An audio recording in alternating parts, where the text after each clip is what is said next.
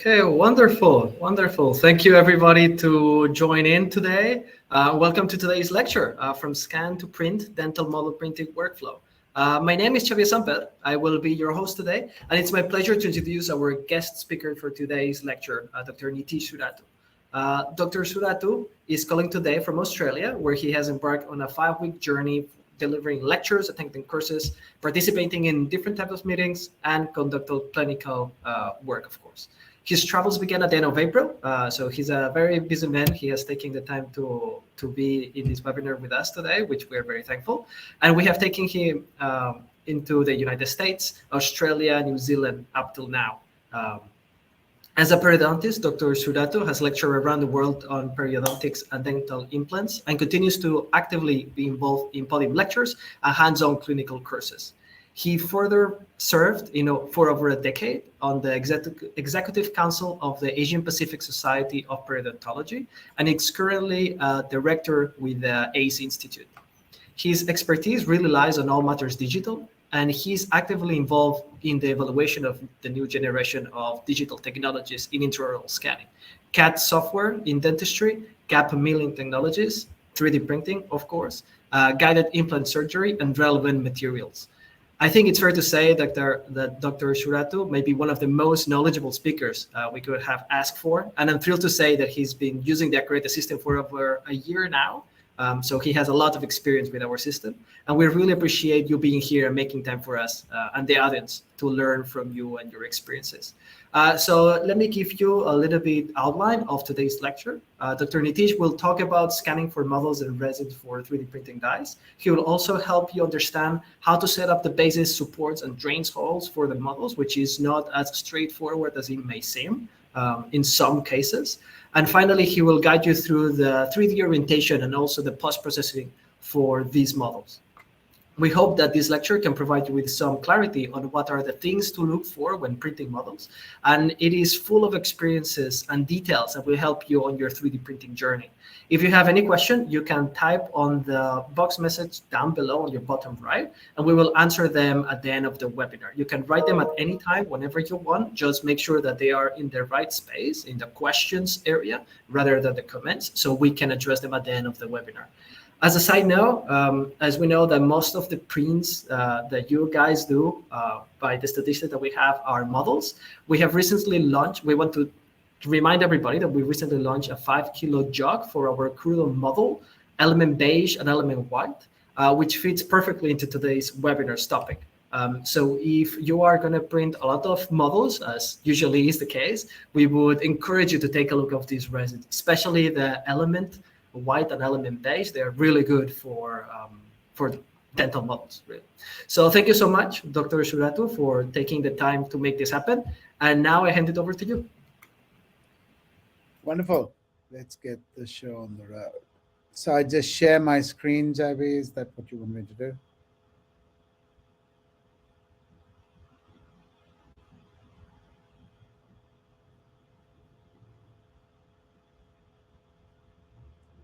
Is that good? You can see my title slide? Yes, I can see it. Wonderful. Let's go. Right. Thank you for having me again. This time I'm in Perth, Australia. During my last webinar, I was in Charlotte, North Carolina. So it's been a bit of a challenge. I nearly didn't make this one. I had a flight that landed barely 2 hours ago, but here we are, and that's all that matters. So we're going to talk about scanning to print, from scan to 3D print. So I'm going to talk a little bit about scanning and a lot more about 3D printing. But fundamentally, we're going to talk about dental models today. Now, what do we know about model printing? Interestingly, it's the highest use of dental 3D printers. People use 3D printing for printing models more than any other application. Model resin is also the highest consumed 3D printing resin, and no surprise that Ackuretta is bringing out 5-kilo jugs of the resin because they are mass consumed, and that's fairly understandable. Most of the model printing is driven by labs, but it's amazing how much practices are getting into model printing as well. Model printing also is, if you've got advances with model resins, it makes it to market quite quickly because as a class 1 device, model resins are not usually affected by regulatory approvals. They don't go into the patient's mouth, and so the risk level is very, very low. And in some countries, they don't even need approval, actually, to be used. And so the largest applications besides labs that are obviously printing it for a variety of reasons, practitioners are printing them for crown and bridge, like the model you see on the screen. And practitioners are printing them for implants, for implant models, that is, and practitioners are printing them for orthodontic aligners. That's a hugely growing application in practices that are doing in-house orthodontic aligners. This is the latest research from LMT in the United States, and this was published in March 2023. And it's quite interesting to see what are the most popular applications. If you look at that picture on the left on your screens, you can see that 71% is models for crown and bridge. But if you look below that, study models, that's still models. If you look a couple of lines below, wax ups are still models. If you go further down below, models for clear aligners are still models. Further down the line in green, you see models for orthodontics. That's also models. There's a heck of a lot of models that are printed, and for various reasons. And really the overwhelming use of dental 3D printing, whether in labs or in practices. But it all starts with a good intraoral scan, at least as far as a practitioner is concerned. And certainly, if you're sending things to the lab, well, the lab wants you to have a good intraoral scan. This is my CEREC Prime scan, my favorite scanner on the planet. Does very, very good intraoral scans. There are obviously other scanners that are very good as well. The Trios 5 is excellent. Some of the other newer scanners that are coming into the market are excellent as well. But point is, you need to record very, very good data, either to give your lab or for yourself for 3D printing. You want nice closed meshes and you want really, really good data. People have a lot of printing failures with models and they don't realize that it can sometimes be related to the mesh of their intraoral scan. If you've got a high quality scan like that with 0 holes in the mesh, then that's already setting you up for a great print, and it's important to understand that. A lot of dentists don't realize that three-dimensional models that eventually get exported to printing are in what is called an STL file format, which stands for Standard Tessellation Language. And STL file formats are made up of triangles and polygons like you see in the picture. The denser the triangles and polygons, the more detail you get. And the more detail you get, the more crisp your 3D printed model will be. If you don't see detail on your 3D printed model as well, look at the primary mesh. You can take the mesh into a software called Mesh Mixer and inspect the mesh and look at how dense the mesh is and whether the resolution is good. Different scanners express an STL differently. There are resolutions to these things, and all of those things matter if you want to have a really good scan. Obviously, if the quality of the mesh is not good, you can lose detail. And if you lose detail, stuff doesn't show up on your printed model. Your printed model is ultimately only as good as the data that comes into the software for slicing. If you don't get that right, then you're never going to get a good model in the first place. Plus, you can have problems like failures. You can have problems like areas of the mesh that are holes, etc. You must be aware of these things with digital. So it all starts with a good intraoral scan, and there's a whole bunch of scans here. I use my CEREC Prime scan for a whole variety of applications, including full arch implant prosthesis. On the extreme right, you see scan bodies. And I print all of these models. I print dentate models, I print edentulous models, I print implant models. I do all of these things. But again, I'm going back to that line. It starts with an intraoral scan. Most intraoral scans also have a lot of unnecessary data, and data that actually can affect the quality of a print. If you look at this intraoral scan, for instance, on the upper left corner, there's substantial scanning of the mucosa. And that area, that part of the scan, it really needs to be cleaned up if you want a good model print.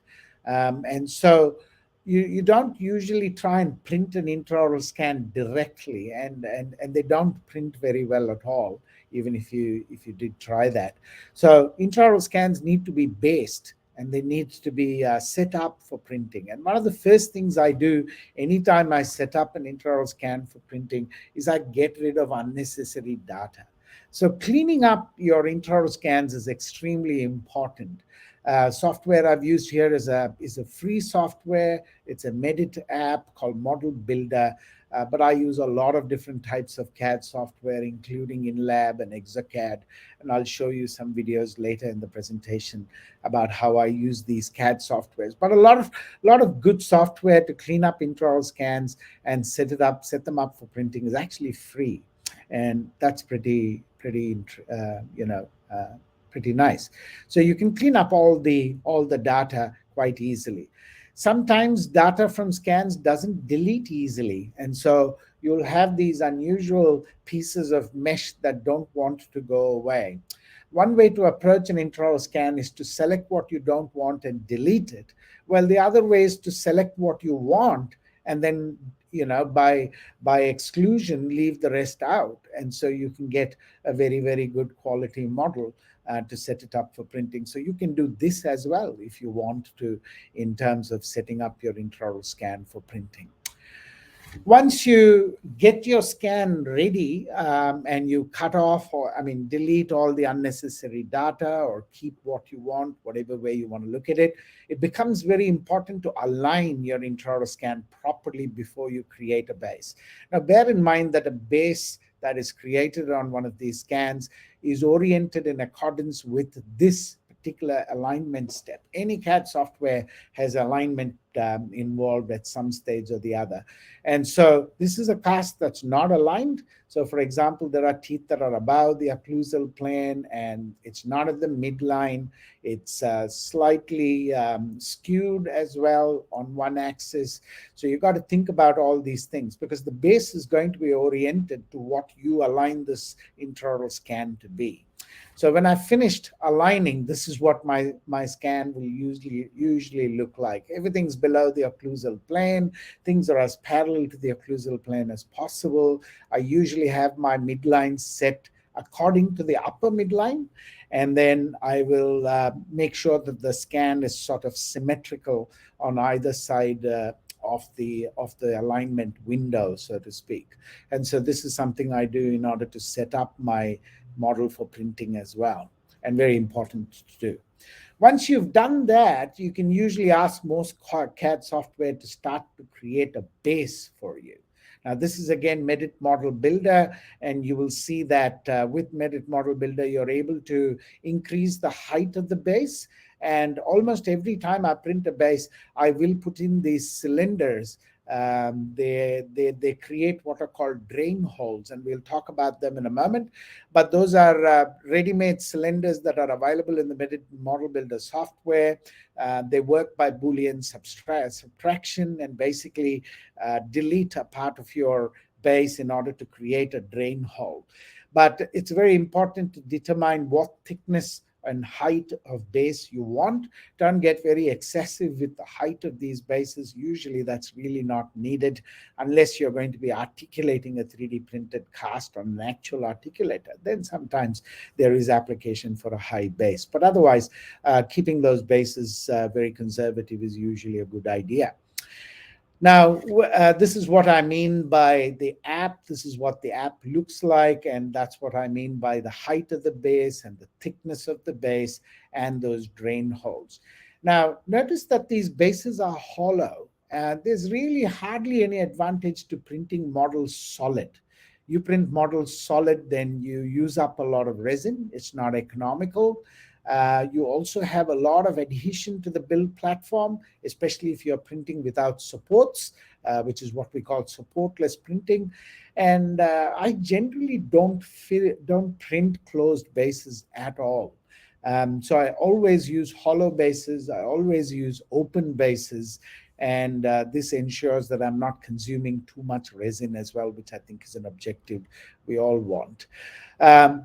But looking at a base, that's what it looks like below, a hollow base. It's oriented to that intraoral scan I just showed you. You can see how the drain holes are being set up for Boolean subtraction. You'll see what the effect of that looks like.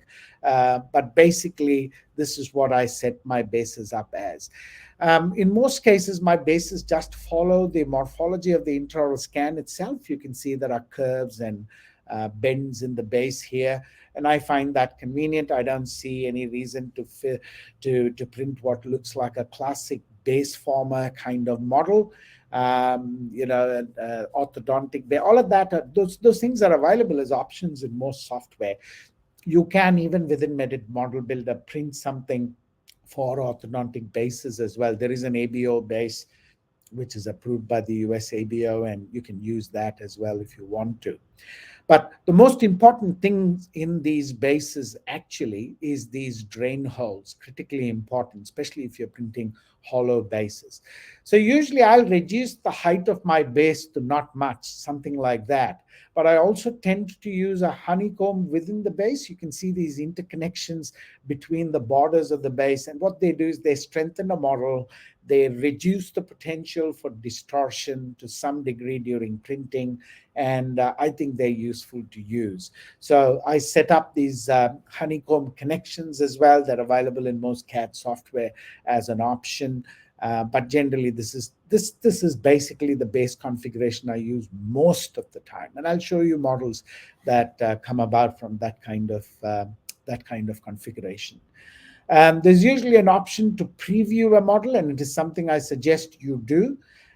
This is typically what my model ends up looking like. You can see those drain holes, have kind of C-shaped openings into the base. What they do, if you can try and imagine, is if there's pooling of resin inside that model as the model is printing, then the resin tends to drain, and that's very, very, very important, because if you have pooling of resin within your model and that resin doesn't cure, then it can set you up very easily for failure, or you can end up finding uncured resin within your model, which is not a good thing, and it's certainly a waste of resin if nothing else. That's a single model. When I'm working with double models, this is what my preview tends to look like. Again, the same kind of design with my bases. This is a case that had PFM crowns from memory. We had to cut them off. The teeth were very heavily prepped, and we had to work with these almost mutilated teeth and very significant preps on this particular case. And that's partly why we made ourselves some models. We also printed some dies for this case, I remember, and I think I have that in this presentation as well, and I'll show you what those look like. When I'm working with upper and lower models, I'll often use articulation. And actually, this is what I mentioned. These prepped teeth are actually dies in this particular model. You can see that they have individual dies there, just like a crown and bridge lab would set up, a good crown and bridge lab would set up on a stone model. You can see that each of the dies have their own drain holes as well.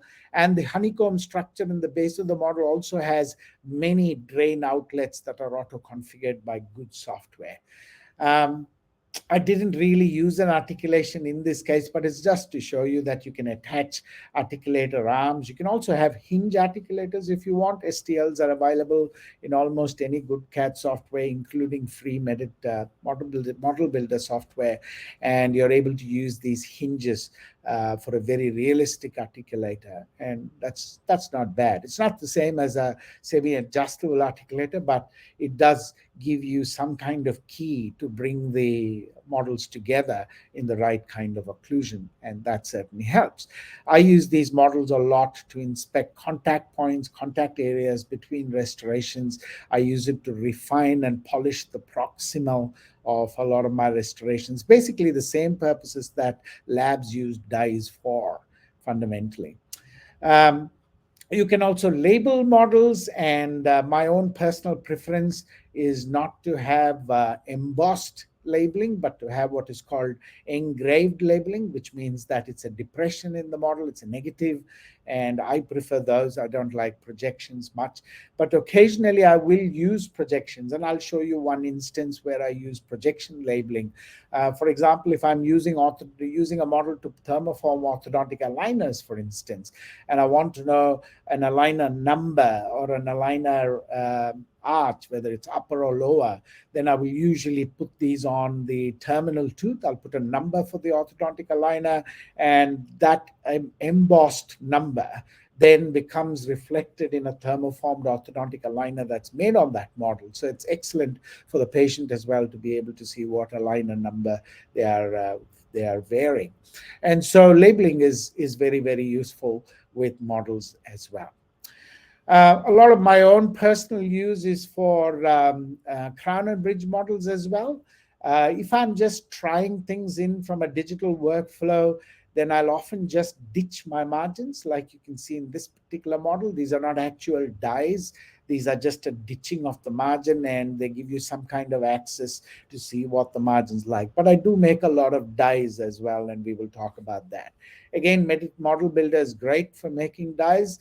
But when I start making dies, I tend to use more professional CAD software high-end CAD software, because some of the dies created in, I'll show you what I mean, and then you'll see what I mean. Just remember what the die in Medit looks like. This is a smooth insertion die. It's it's friction fit, if you like. It does have a lower area that orients the die correctly in that sense, but nevertheless it's something that's more or less friction fit. Um, with my crown and bridge models, I will make dies a lot like this, just like you can see all the prep teeth in this case, uh, one premolar and all the social six, the canines, the laterals, and the centrals, all of them have been made into dies, and each one of those has their own drain hole. So when I do dies, I tend to use, as I said, more high-end CAD software. This one here is in-lab software, which I tend to use quite a bit. The lab had made restorations for this particular patient, and we really weren't happy, or rather, the patient wasn't very happy with the restorations that the lab had made, and therefore we decided to sort of give the lab some kind of idea. So we created our own dies on a digital model. In-lab software, if you've got a good margin, the software will auto create margins, and that's really what this video is showing. I didn't even have to draw the margins in this software. The margins were automatically created. You can see the margins there on the upper model, and I'm just refining my scans, the upper and lower models, in order to trim off all the data that I don't like and don't need. And basically after that, we are going to go about creating dies. Might just take this video forward a little bit, but fundamentally the margins are already drawn by what is called an auto margination process. If InLab is able to detect a good margin, it will use AI to draw those margins very, very, very easily. And so let's look further. That's what I meant by the margins are already drawn. I didn't have to manually do those at all. And now we've defined a ditch size, which you can see on the lower right corner, 1.05 mils. And then we start to create dies with these. I don't want to click the wrong button here. Ooh, what happened there? Xavier, have I gone out of the screen, or can you see my screen? Yes, we can see live. So now we can see your presentation. Okay, wonderful. Just want to take that back a bit. So these are what we mean by dies, and in InLab, this is how I create dies. You can even have fitting strength with these dies. I usually set them to be quite tight, but as you can see, these dies have a expansion slot in them, and then they have a click mechanism, so you can push them into a model that you've created, and they will click into place, and they don't move after that. So it's very cool how this particular software or high-end CAD software like Exocad will make dies completely qualitatively differently. And so that's what our dies look like, separated totally as data from our model. Now you can see the back side or the reverse of the model, and you can see how those dies fit into that model as well. So typically after that, we will set these dies and the model up for 3D printing. So on this case, this is what the printing file looked like on an Ackuretta Sol. This is Alpha AI Premium, and you can see all the dies that have been set up very nicely, and you can see how they've left sort of voids in the base model that they will fit into. Notice as well that each of those dies has been automatically numbered. You can see tooth numbers on them, and so you really have no scope for confusion. So doing crown and bridge models, especially when you're doing anterior veneers or crowns or things like that, I find it extremely useful to do models. This is what the underside of that model looks like. Again, you can see that each die has its own drain hole. You can see there's a honeycomb structure with an excellent drainage structure as well to the model. And you're very unlikely to get any pooling of resin in this particular situation. So most of my models, I do tend to print supportless. And this is what one of my models will look like.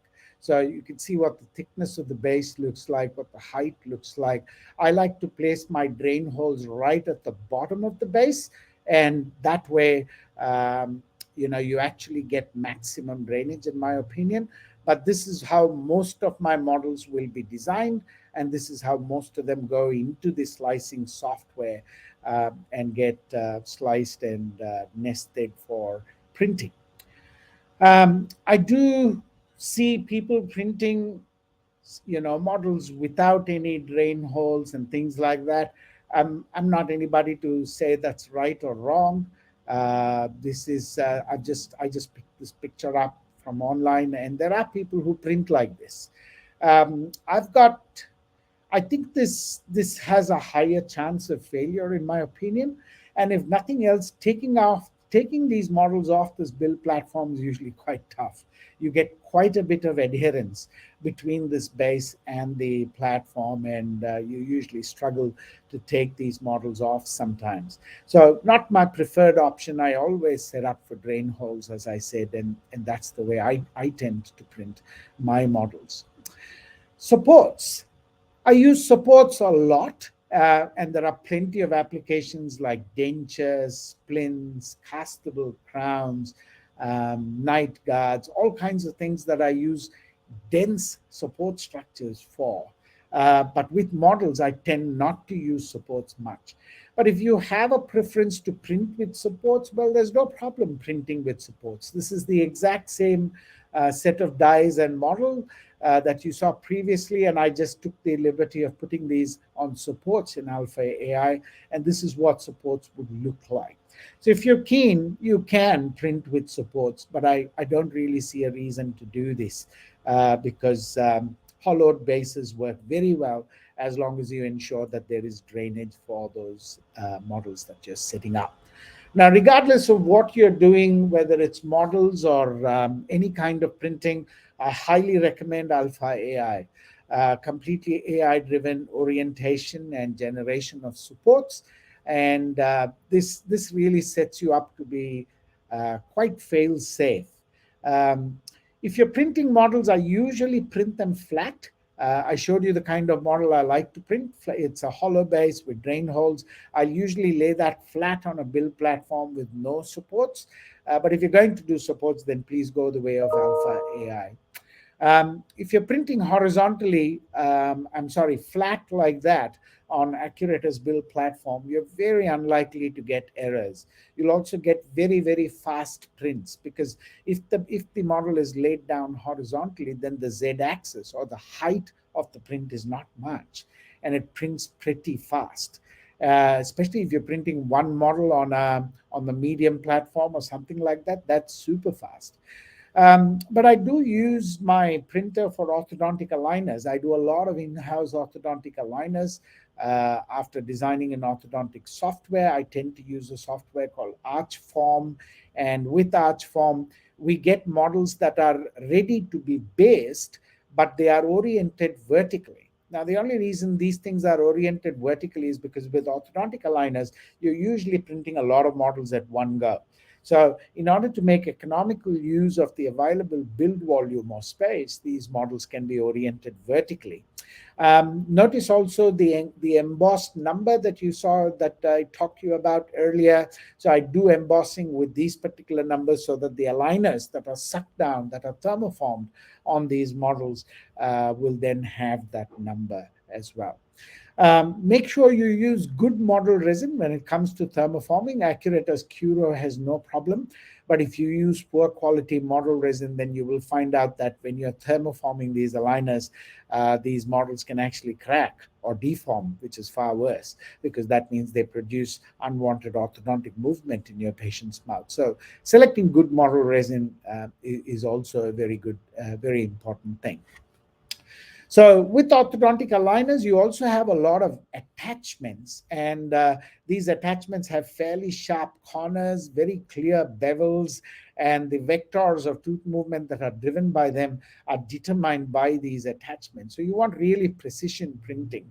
With Archform, we get models either on the left side there, just as sort of based on the edge of the end of the arch. You can also get a base like this. They will give you that option. And you can certainly print flat and absolutely baseless on the build platform. All of these things are definitely options. These are all orthodontic aligner STLs, and you can see the embossed number 1 there. You can see the attachments. You can see how we've got bases on these STLs, and that usually orients them very nicely for printing. So I print, these are the only models I print vertically. If you're going to print vertically, there is some risk of inaccuracy, a little bit. Definitely, if you print flat to the build platform, you will get maximum accuracy and predictability. But if you're using these kind of models for orthodontics, then if you want to print a lot of models, then yeah, this is what Archform gives you. Bear in mind that any patient is only going to be wearing one set of aligners on any given day. And so for you to print multiple models flat is certainly a possibility as well. But yeah, orthodontic aligner printing is really fun, and I enjoy doing this, and it brings immense cost effectiveness to my treatment of my orthodontic patients. How many models can you print? Well, with the Sol, basically the Z-axis is sitting at something like 80 mils. No, 140 mils. I'm sorry. Is that correct? Yeah. And so as many models as you can fit horizontally on that platform, flat to the base, that's fine. The Sol is not really designed for printing hundreds of models, and really it's for a practitioner who's looking to print a few models at a time. And if you want to print more models, well, you could get more Sols, or you could buy yourself a huge model printer, and these are available. And just last week I saw a massive carbon model printer, and it prints something like 50 models at one go or something like that. Some other types of software allow vertical stacking of models as well. I have done this, but it's such a high risk print, frankly. You end up in situations where some of the models don't print, and then you've got to figure out which ones printed, which ones didn't. I've only done it once with vertical stacking, and I'm not a huge fan of doing this. It's nice to show off a print that comes out like that, but I'm not sure if that's necessarily a practical way to go. You certainly have to cure your models well. And this is Accuretta's newest curing machine that's just been launched, the Curie Plus. It's not available. It's not available for pre-order yet in some countries like the US and Canada, but it is available for pre-order in some parts of the world. Phenomenally large cure chamber. You can cure plenty of models in this at one go. It's the largest cure chamber in its class. I estimated that you can put in something like 8 arches quite easily. The Curie Plus comes with the Infinity nitrogen generator, which is fantastic. No more nitrogen cylinders, if you know what that's about. I've got a nitrogen cylinder in my practice, and I'll be glad to see it go. The Infinity basically makes nitrogen from atmospheric air. And so atmospheric air has a little over 70% nitrogen, and the generator basically will take away the oxygen and give you something like 95% nitrogen. The nitrogen doesn't allow an oxygen inhibition layer to form on whatever you're curing, and so you get fantastic cures in this machine. It also has direct connectivity via Wi-Fi with the Sol. And so you'll find that the Sol is talking to the Curie and setting it at Curie Plus and setting it up already for curing if you've just printed something. And there are plenty of other advantages, but the size of the cure chamber, the nitrogen generator without a compressor even. There is another similar nitrogen generator on the market, but it uses a compressor. This particular one is an all-in-one unit and very, very easy very, very easy to use. So that's something that's worth doing as well. So I hope you enjoyed that, talking about models today and talking about multiple options you have with regard to models, depending on the kind of application that you're printing models for. And I hope that gave you, excuse me, some hints about what you could do to ensure that you have predictive workflows in your own practice. Thank you very much for logging in. I will now go back to the screen, and what I'll do is I'll stop sharing my screen, and you got Chavi back up there. Yeah, thank you so much, Dr. Nitish. I think that everybody have seen that there is a lot of things to learn. There is a lot of nuance, and we are very thankful for you to share your experiences and to give advice on how to design, how to orient, and how to print it really, and what are the pros and cons of each thing. So now, in the meantime, I know it was very comprehensive, and you have touched a lot of points. But if our attendees want to ask any questions, now it's the moment for the Q&A. On the bottom right, you will see that you have a section for questions. You just need to click there and ask your questions, and we will answer it right away.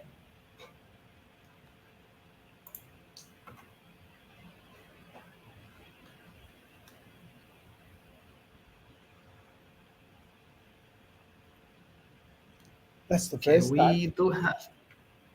Sorry, can you say? I said that is the first time we don't have any questions. Yeah, it was very comprehensive. There is a lot of things and a lot of details. So it's very nice. It's a very nice presentation. Mhm. And we can tell that you know what are you explaining and you had the experience. So we have a question actually from Nigam Bunch. Uh, Wonderful insight in 3D printing. Can you share some views on nitrogen use and how it is supplied in machine? So I think there are two parts to these questions. One is how the nitrogen goes inside the machine, and the other one, what are the benefits of nitrogen curing. So if you want, Dr. Nitish, you can explain the benefits of nitrogen curing. Sure. Hi, Nigam. First of all, how are you? The I think we even when we cure regular composite resin with dental restorations, we often see that the outermost layer of the composite is not cured, and we are taught to apply glycerin gel or some such transparent gel over the composite, and then you cure the composite through that. Now, the basic reason we do that is because the glycerin isolates the outermost layer of the composite, doesn't allow oxygen to come in contact with that layer. Because if oxygen comes in contact with the resin surface layer, then you get what's called oxygen inhibition, and you get an area of resin that is not cured, a few microns usually, but nevertheless, it's something that we do see with composite curing as well. You see the same thing in 3D printing. You see an outermost layer that is uncured. So the whole idea of supplying nitrogen to the curing chamber is because nitrogen and oxygen have an amazing affinity for each other. And so they combine instantly with each other. So if you've got oxygen in the curing chamber where your model is curing and you supply nitrogen into that chamber, the nitrogen scavenges all of the oxygen and basically ensures that there is no oxygen available to create an oxygen inhibited layer. And what that means is you get a fully cured model, and the outermost layer of that model also is perfectly cured. If you don't use a good curing unit, then sometimes you can see that the outermost layer can be tacky. Now, with regard to whether nitrogen is absolutely necessary, um, don't forget that the original Sol Curie unit works perfectly for most resins, and that doesn't do anything by way of nitrogen supply. I think nitrogen is critical for certain resins, especially for them to reach their full physical properties in terms of strength and flexural, resistance and all that kind of thing. But certainly valuable to have in the practice when it comes to certain types of resins. And I can tell you that there are many resins in development, not only from Ackuretta, but also with the companies that Ackuretta works with in terms of resin development for all kinds of applications in the oral health world. So some of those would certainly benefit in terms of physical properties. How is the nitrogen created? Well, I don't know the exact answer to that, but I know that the machine basically extracts nitrogen from atmospheric air and then supplies it into the curing chamber. How that exactly works to do that, I don't know. Chavi, if you know how it actually extracts nitrogen, maybe you can tell them. So basically, it is a system just of filtration. It extracts this nitrogen, it compresses it, it adds it into a compressed bottle, basically, and whenever you need it, then it releases. What we are targeting is 1 liter per minute, which should be enough for all the printers and to reach the 95% nitrogen purity inside the chamber. And with that, we will provide a tube that will go from the Infinity, the nitrogen generator, to the curing unit. The advantage of this is that basically you can have the nitrogen generator anywhere and just connect it, and that's it. You don't need that much. You don't need to have a giant tank of nitrogen somewhere close to an area. It's a much smaller unit, it's much more compact. And one of the advantages that we have is that we do have the compressor already in the machine. It's not a separate item, basically. So somebody asked, which one would you prefer and recommend, UV curing or nitrogen-based curing? I definitely prefer nitrogen-based curing. There's another question about, may I know which software are you referring to, CAD software or CAM software? The Alpha AI is kind of like a CAM software, if you like. It nests the print and gets it ready by slicing it and then presents it to a 3D printer. But with regard to the software I was talking about in this presentation, I was referring to CAD software. A lot of my pictures were from Medit apps, from Medit Model Builder, but I did show you what's called in-lab CAD, which is a lab software from Dentsply Sirona. You could also use ExoCAD from Align. You could also use Trios 3Shape Design Studio from 3Shape. There's quite a few CAD softwares on the market now in terms of designing models and designing dies and all that kind of thing. If you're only looking to design crowns and restorations, there's even browser-based software that's available, like Linux, for instance, or Dentbird from Korea, from ImageWorks. So yeah, there's a lot happening in the CAD space. But the ones that I showed you here was Medit Model Builder and InLab CAD. Wonderful. Okay, let's see. Okay, we had the same question. There is one person that is typing on the chat. Let's wait for getting it. Okay, thank you very much for the presentation, Dr. Nitish. So I believe that we have answered all the questions. Yeah, I think we've answered all. There's one more question. Okay, let me see. No, it's a repetition of the question. Yeah, so I think that we finished. I think that we answered all the questions that we had for today. So thank you, everybody, for attending today. I just wanted to remind everybody that we do have the 5 kilo jug available, especially for the Element. If you haven't tried, I encourage you to try it.